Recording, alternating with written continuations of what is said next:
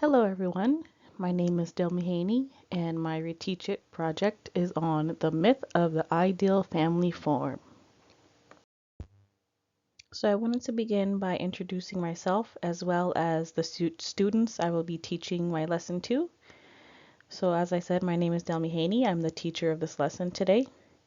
And then I have Brian Herrera, Bianca Sanford, and Brianna Perkins who are going to be listening to my presentation. So today's learning objective will be to discuss the myth of the ideal family form, examine the 6 myths about family life, past and present, and to discuss the impact it has on families. So we will start by discussing what the myth of the ideal family form is. It's not hard to guess what you may think the myth is about. The myth of the model family is a societal expectation or ideal that portrays the nuclear family as the perfect and the only acceptable form of family structure. For those of you who may not know, nuclear family is a term used to describe the perfect family where the father is the breadwinner and the mother is the homemaker who stays at home with the children. I chose to teach about this topic because I think it's important for educators and administrators to know that families are becoming more diverse, where maybe the mother may be the breadwinner in the household, or maybe there's 2 fathers and 2 children in the house. Also, what they see from the outside of a student in their family may not be indicative of what is happening inside their homes. So a student may seem like they come from a perfect family where everything is great, but could possibly be having trouble at home behind closed doors. Family images are combinations of a number of closely related but distinct myths about the family. These family myths are based on nostalgic memories, selective perceptions, and cultural values regarding what is typical and true. In this section, we're going to discuss some of the myths that are commonly believed to be true today. Starting with number 1, the myth of a stable and harmonious family of the past. Most people believe that families of the past were better than those of today. For some reason, we have this image in our head that time was much better and families were more stable. We need to realize that families have never been perfect. Families back then went through many challenges that we go through today, like unstable marriages, divorce, pregnancies outside of marriage, or even child abuse. Although it may seem like things were better back then, that was a result of how society was at the time. Back then, some married couples who wanted a divorce refused because they didn't want to be judged. So instead of splitting up, they rather remain in an unhappy relationship. And then that usually would negatively affect the children in that household. So, number 2, the myth of separate worlds. The belief that family is a place to run from the outside world is the myth of separate worlds. Families are believed to be relatively self-sufficient, unit-free of outside social pressures. Families that are unable to support themselves are considered inadequate by society. The myth of separate worlds ignores the many ways in which family is linked to the outside world. Families shape themselves in response to the demands of jobs, careers, schools, and other social institutions. Number 3, the myth of the monolithic family form. We all have this idealized idea of what a family should look like. We have this image of a white, middle class, heterosexual father as the breadwinner, mother as the homemaker, and children at home living in one family house. This has been imprinted in our brains since childhood thanks to the radio, books, TV shows, movies, newspaper, etc. And unfortunately, this monolithic image of the normal American family is the standard against which all families are measured today. Times have changed dramatically, and now less than 10% of households consist of married couples with children. Today, there are a variety of different types of families that are not seen as the traditional type of family. We need to get this image of the monolithic family as a standard out of our heads and teach our students that families are special in their own way. Number 4, the myth of a unified family experience. So this myth assumes that members of family experience the family in the same manner. They assume that family and individuals are merged and that they have common needs and common experience and shared values. So this myth really resonates with me because I think it's something that my family struggles with today.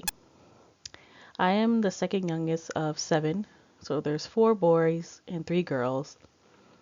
And even though we grew up in the same house with the same parents and the same rules, for some reason, me and my siblings have a different perception of our family and the bond that we have. The older siblings feel kind of left out and they feel like the younger siblings are treated better. And it's something that I never understood because my parents would do anything for all of us, but for some reason they don't see it. And it tends to cause tension between us, which makes our family feel like it's dividing. And that just goes to show that even if you grow up in the same household, your perception may be different than your family. And people on the outside, they're not going to know. They're going to think everything is okay, but internally, that's what's going on. So, yeah. And number 5, we have the myth of family consensus. So, family life is again portrayed in this idealized manner. It believes that families are based on close or cooperative relations, in other words, on a harmony of interests among family members. This myth neglects the crucial family dilemma in which is that people do not always find nurturance and support in their families. I don't know if anybody has ever heard the phrase, money is the root of all evil. Well, there's definitely some truth to that. Money problems are one of the most common reasons for family conflict. There are several reasons for family conflict other than money, but the point is that there are things that cause families to fight and not want to work together. Number 6, the myth of family decline as the cause of social problems. So this myth is the one that kind of bothers me the most. It's the belief that families that are not the traditional type families we have been discussing are the reason why there's poverty, crime, drug abuse, teen pregnancies, and gang violence. People even go as far to say that same-sex marriages are harmful to children and they should not be allowed. A family does not determine social order or disorder in a society.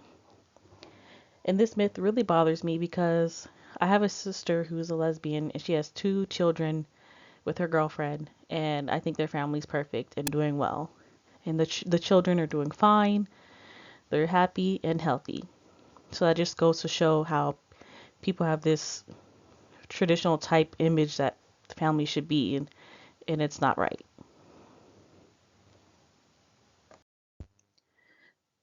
We consciously or unconsciously carry in our mind some image, some norm as to what ordinary healthy family life is or should be like. I threw this quote in here because I think sometimes people are so focused on trying to be the nuclear family that they forget that a healthy family is just being surrounded by people you love and that love you.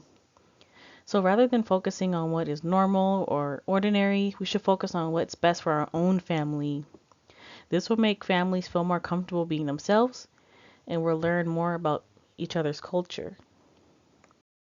So the next thing I want to discuss is the impact that these myths have on families. So these myths impact families because it causes us to strive to be that perfect family when in reality there's no such thing as the perfect family. Nuclear beliefs persist because of a discrepancy between romanticized beliefs and actual family practice. There should not be a standard to what a family should be because all families are different, and this can lead to young children into thinking something is wrong with their family. So if there's a child who comes from a household with 2 moms, they shouldn't be judged or looked at differently. Instead, we should be embracing the diverse world we live in and teach children to respect all different kinds of family. If we are happy and healthy, that's all that should matter. So, on this note, I want to conclude this lesson with these three final points.